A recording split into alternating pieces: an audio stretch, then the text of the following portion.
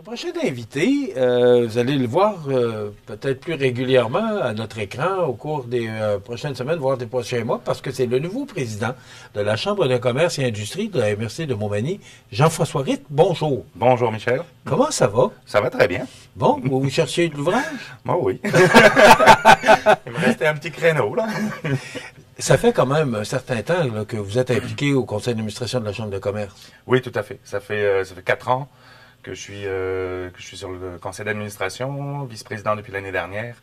Donc là, avec le départ de Alexandra Lemieux, j'ai pris la place de président. Comment on voit ça? Parce que ça fait déjà 4 ans, vous connaissez quand même là, le fonctionnement de la Chambre. Qu'est-ce qui fait que vous vous impliquez, que vous acceptez la présidence? Ben, dans le fond, c'est sûr que c'est un mandat de plus à soutenir, mais je pense que l'importance de la Chambre de commerce dans la région, c'est d'unir, d'unifier en fait le réseau entrepreneurial, que les entrepreneurs aient une référence, puis une voix qui puisse être portée dans l'intérêt des entreprises, que ce soit au niveau politique, économique. Donc, on veut être là pour surtout unifier les entreprises pour que tout le monde travaille ensemble le plus possible, parce que je pense que dans ces temps qui sont un peu troublés, on va dire, avec autant politiquement que économiquement, je pense qu'il faut se serrer les coudes, il faut se tenir tous ensemble. Quand on accepte la présidence, c'est qu'on a des objectifs, on veut toujours réaliser, on veut pas que notre passage soit, on veut qu'il soit reconnu, tout le monde, on est tous comme ça.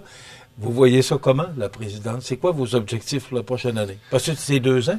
Oui, il me reste 2 ans, ans à faire au sein de la Chambre. C'est quoi vos objectifs comme président? J'ai pas d'objectif précis, là. Je veux pas, c'est sûr que c'est pas dans un but de rayonner personnellement, honnêtement. C'est vraiment, c'est de travailler ensemble, c'est d'arriver à trouver une cohésion, en fait, entre les entreprises, parce que souvent, chacun travaille dans son coin. On n'a pas toujours les informations, les idées qu'on peut confronter à d'autres en toute amitié, en fait, sans esprit de concurrence. Donc, c'est vraiment trouver cette cohésion là. C'est pour que les entreprises de la région grandissent ensemble, en fait. Je trouve ça important ce que vous venez de dire, la cohésion. Est-ce qu'elle existe?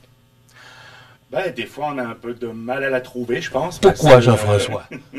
Ben, parce que souvent, quand on est entrepreneur, je le prends à titre personnel, on a la tête dans le guidon, on essaie d'avancer, mais on oublie des fois de relever la tête pour voir ce qui se passe ailleurs, puis qui pourrait simplement nous aider ou nous donner une tape dans le dos. Je pense que c'est aussi ça l'importance d'une communauté entrepreneuriale, c'est de ne pas se sentir seul, d'être ensemble.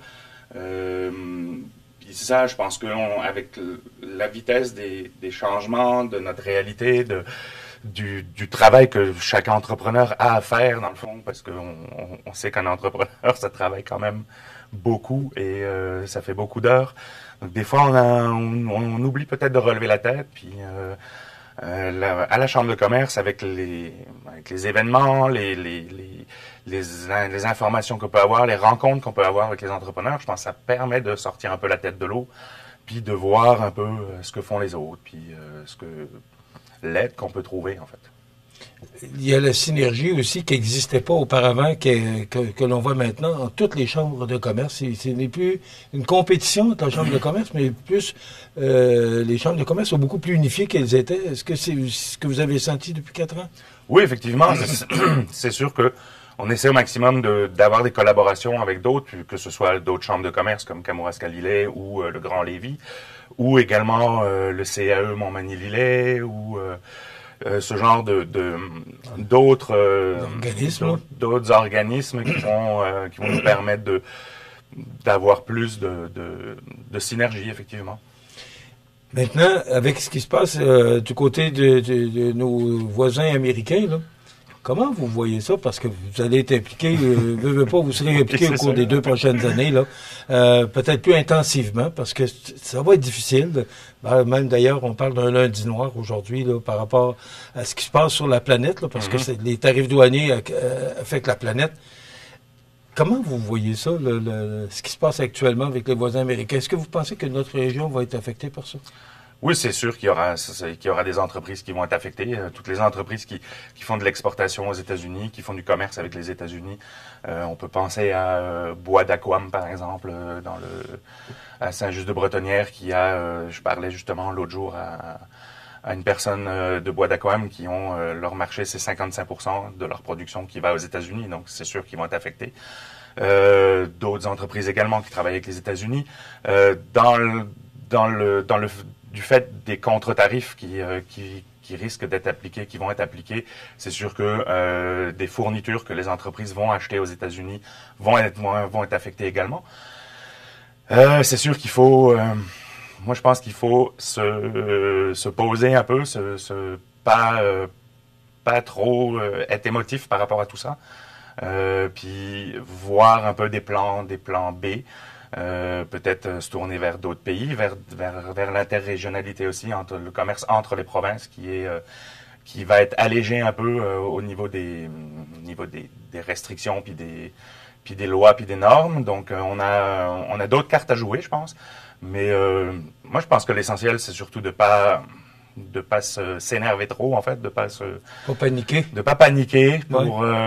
de se poser pour voir comment on peut travailler. C'est sûr que si on perd des contrats, des gros contrats avec les États-Unis, c'est sûr que ça peut faire mal sur le coup, mais il faut essayer de se retourner le plus vite possible, c'est sûr, mais sans paniquer.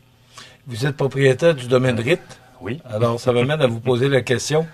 Est-ce que l'achat local, parce que là, on parle d'acheter plus local, puis d'acheter québécois, canadien. Oui. Est-ce qu'une entreprise comme vous, un entrepreneur comme vous et d'autres dans la région, est-ce que vous pensez vraiment que cette situation-là peut nous aider à mieux vendre nos produits? Ben, peut-être, ça donnerait peut-être conscience à la population, au monde, qu'on peut trouver des produits localement qui correspondent à nos besoins. Sans que ce soit forcément non plus cher, parce que souvent on importe des produits à cause des tarifs, parce que c'est moins cher, mais peut-être qu'on peut trouver des produits équivalents localement. Je parle pas juste pour moi, pour plein de produits. Même dans le manufacturier, on peut peut-être trouver des entreprises qui font affaire ici et de soutenir cette économie locale le plus possible. C'est sûr que le repli sur soi-même, c'est peut-être pas non plus la meilleure solution. Je pense qu'il faut garder un esprit d'ouverture quand même, mais c'est sûr que oui, chacun va essayer de replacer ses pions au bon endroit pour avoir le maximum de chances de s'en sortir. Vous prenez pas des années faciles. Je veux pas vous faire peur, mais c'est des temps difficiles qu'on vit. Et je pense, vous l'avez dit tantôt, je pense que là, on a peut-être besoin, les gens d'affaires, de se serrer encore plus ensemble pour traverser cette période-là. On a passé la pandémie. Oui. Parce que ça fait beaucoup de claques dans la figure qu'on reçoit. Hein. Ça a été la pandémie, ça a été l'inflation, les taux d'intérêt. Et là, c'est les tarifs douaniers. Alors, c'est dur pour l'entrepreneur. Oui, effectivement, c'est dur pour un entrepreneur. C'est sûr que quand on se lance en entreprise ou quand on est en entreprise, on souhaite des années puis des situations plus faciles. Mais je pense que la force des entrepreneurs, c'est aussi de savoir se retourner sur un dizaine, comme on dit, puis de trouver d'autres solutions, des alternatives, puis effectivement de se tenir ensemble, peut-être pour essayer de trouver des collaborations avec un concurrent entre guillemets, avec quelqu'un qui travaille dans le même secteur, pour que localement on puisse favoriser les échanges en fait. Votre conseil d'administration est composé. Est-ce que vous avez les noms de votre... Là, je vous prends un peu par surprise, j'espère mais j'aimerais ça qu'on parle des nouveaux membres, là, parce qu'il y a eu du changement. Là. C'était l'Assemblée générale annuelle, là, qui était la semaine dernière, il y a 2 semaines. Oui, il y a 2 semaines. Et c'est toujours, là, bon, on procède par élection. Là. Alors, il y a des nouveaux membres sur votre conseil d'administration? Oui, il y a des nouveaux membres. Il y a Mathieu Labrec du restaurant à la Rive. Cynthia des Arts de la Seine. Cynthia La Montagne? Oui, c'est ça. J'avais oublié son nom. Ouais. Et j'en ai pris de court un peu. Ouais. Et il y a Gabriel Milliard aussi, qui remplace Éric Lamirande, qui a démissionné au dernier moment. Donc, il n'était pas en élection, c'était juste un remplacement d'administrateur. Au niveau du conseil exécutif, donc je suis devenu président, vice-président Vincent Bellegarde de Laurando Porte et Fenêtre. Il y a Isabelle Blais de Le Mieux Assurance et Louis David qui reste notre trésorier. Et tous ces gens-là là, sont à côté de vous pour vous soutenir oui. pour la prochaine année? Oui, tout à fait. Qu'est-ce qu'on retient de l'Assemblée générale? Qu'est-ce qui est ressorti? Parce qu'on fait toujours un peu le bilan de la dernière année, comme vous étiez en poste. Qu'est-ce que vous avez retenu principalement de cette Assemblée cette année? Ben, je pense que la Chambre de commerce et d'industrie est quand même vigoureuse dans ses actions. On fait quand même pas mal d'activités, de réseautage parce que je pense que le réseautage c'est important pour justement les entrepreneurs pour qu'ils puissent se rencontrer. Donc on a comme une belle programmation tout au long de l'année avec nos événements phares qui sont le tournoi de golf et le gala prestige. Cette année également le 8 mai, on a la conférence signature de Nicolas Duvernois. Donc qui est oui, ça s'en vient, c'est au mois de mai. Oui, c'est le 8 mai. C'est le 8 mai, puis ça ne pas manquer. Il y a des cartes en vente. Là, c'est un des dragons. Là. C'est un dragon, le fondateur. C'est un bel invité, ça. Oui, tout à fait. Moi, ça va y avoir du monde.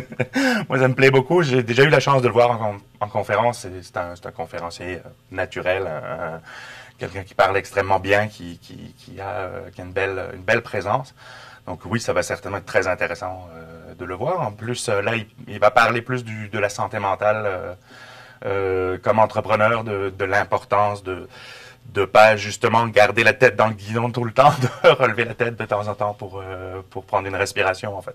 Ben, on l'a dit, là, avec toutes ce qu'on rencontre depuis quelques années, là, les intempéries que les entrepreneurs rencontrent depuis la pandémie, c'est pas simple, c'est pas facile d'être entrepreneur aujourd'hui. Et vous êtes un nouvel entrepreneur, ça fait combien d'années, Domaine RIT? Oui, ça fait 6 ans, c'est pas si long que ça. J'ai commencé juste avant la pandémie, on a eu la pandémie, puis tout ce qui s'ensuit. Alors, vous auriez peut-être un livre à écrire? Pas encore, je vais attendre encore quelques années. Jean-François, on va vous souhaiter bon succès. Merci. Pour cette présidence, on aura l'occasion sûrement de vous recevoir à nouveau là, certainement. Pour parler des événements de la Chambre de commerce. On va vous souhaiter un bon succès pour votre présidence. Merci. Et gênez-vous pas de venir nous rencontrer quand vous avez de quoi nous raconter. Ça va nous faire plaisir de vous recevoir. Pour moi aussi, c'est toujours un plaisir. Merci beaucoup. Merci beaucoup. Jean-François Ritt, qui est le nouveau président de la Chambre de commerce et industrie de la MRC de Montmagny et aussi propriétaire du Domaine RIT.